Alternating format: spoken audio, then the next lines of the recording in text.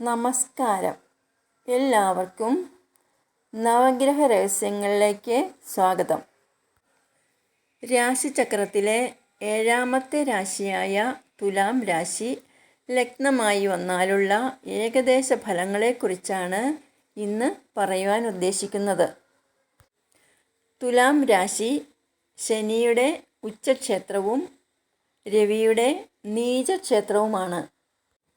ശുക്രൻ്റെ ആധിപത്യമുള്ള ഈ രാശിയുമായി ബന്ധം വരുന്ന നക്ഷത്രങ്ങൾ ചിത്തിര, ചോതി, വിശാഖം എന്നിവയാണ്. ചിത്തിര നക്ഷത്രത്തിൻ്റെ അവസാന പകുതിയും ചോതി നക്ഷത്രത്തിൻ്റെ 4 പാദങ്ങളും വിശാഖം നക്ഷത്രത്തിൻ്റെ ആദ്യത്തെ 3 പാദങ്ങളും. തുലാം ലഗ്നത്തിൽ ജനിക്കുന്നവർ പൊതുവെ സജ്ജനങ്ങളെയും ഗുരുക്കന്മാരെയും ബഹുമാനിക്കുന്നവരായിരിക്കും. ഇവർ വേഷഭൂഷാദികളിലും ആഡംബരത്തിലും വലിയ താൽപ്പര്യമുള്ളവരായിരിക്കും. മാത്രമല്ല, രാശ്യാധിപനായ ശുക്രൻ്റെ സ്വഭാവമായ സൗമ്യത, സന്തോഷം, പ്രൗഢവും വശ്യതയാർന്നതുമായ പെരുമാറ്റം ഇവയെല്ലാം തുലാം ലഗ്നക്കാരിൽ കാണുന്ന സവിശേഷതകളാണ്. ലഗ്നാധിപനായ ശുക്രന് 8ാം ഭാവാധിപത്യം കൂടി വരുന്നതിനാൽ ജാതകന് ദീർഘായുസ് ലഭിക്കുന്നതാണ്. എന്നുവെച്ചാൽ അഷ്ടമാധിപത്യ ദോഷം ഉണ്ടാവില്ല എന്നർത്ഥം.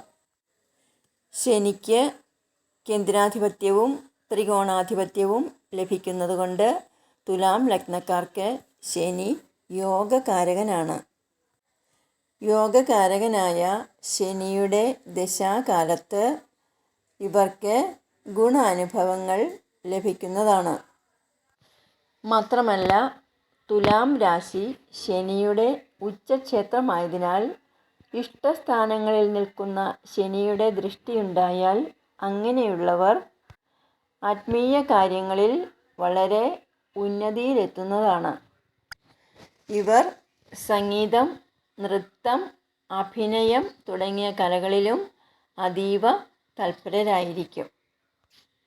3, 6 ഭാവാധിപത്യമുള്ള ഗുരു ഇവർക്ക് ഗുണാനുഭവങ്ങൾ നൽകുന്നതല്ല. തുലാം ലഗ്നക്കാരുടെ ജീവിത പങ്കാളി അല്പം എടുത്തുചാട്ട സ്വഭാവമുള്ളവരായിരിക്കും.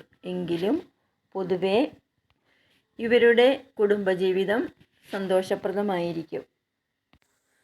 9, 12 ഭാവാധിപത്യമുള്ള ബുധൻ്റെ ദശാകാലത്തും ഇവർക്ക് ഭാഗ്യാനുഭവങ്ങൾ ഉണ്ടാവുന്നതാണ്. ആഡംബരപ്രിയരായ ഇവർ തങ്ങളുടെ അമിത ചിലവുകൾ നിയന്ത്രിക്കേണ്ടതാണ്. അല്ലാത്തപക്ഷം അതുമൂലം വിഷമതകൾ അനുഭവിക്കേണ്ടതായി വന്നേക്കാം. 10ാം ഭാവാധിപനായി വരുന്നത് അല്ലെങ്കിൽ കർമാധിപനായി വരുന്നത് ചന്ദ്രൻ ആയതിനാൽ ചന്ദ്രനുമായി ബന്ധപ്പെട്ട തൊഴിൽ മേഖലകൾ സ്വീകരിക്കാവുന്നതാണ്. അതായത് ഔഷധം, നഴ്സിംഗ്, മധുരപലഹാരങ്ങൾ, പാൽ, മത്സ്യം തുടങ്ങിയവയുമായി ബന്ധപ്പെട്ട തൊഴിലുകൾ സ്വീകരിക്കാവുന്നതാണ്. തുലാം ലഗ്നത്തിൽ ജനിച്ച സ്ത്രീകൾ പൊതുവെ സൗന്ദര്യവതികളായിരിക്കും. അവർ ധർമ്മനിഷ്ഠയുള്ളവരും വ്രതാനുഷ്ഠാനങ്ങളിൽ താൽപ്പര്യമുള്ളവരും ആയിരിക്കും.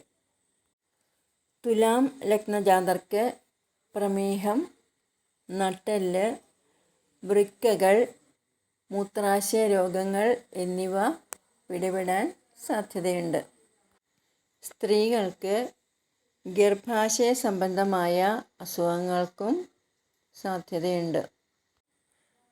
തുലാം ലഗ്നജാതർക്ക് ഉണ്ടാകുന്ന ഏകദേശ പൊതുഫലങ്ങളെക്കുറിച്ചാണ് പ്രതിപാദിച്ചിരിക്കുന്നത്. ഈ അറിവ് ഇഷ്ടമായാൽ ഒന്ന് ലൈക്ക് ചെയ്യുക, ഷെയർ ചെയ്യുക. ഈ ചാനൽ ആദ്യമായി കാണുന്നവരുണ്ടെങ്കിൽ ഒന്ന് സബ്സ്ക്രൈബ് ചെയ്യുക. ഇനി അടുത്ത വീഡിയോയുമായി വരുന്നതുവരെ നന്ദി, നമസ്കാരം.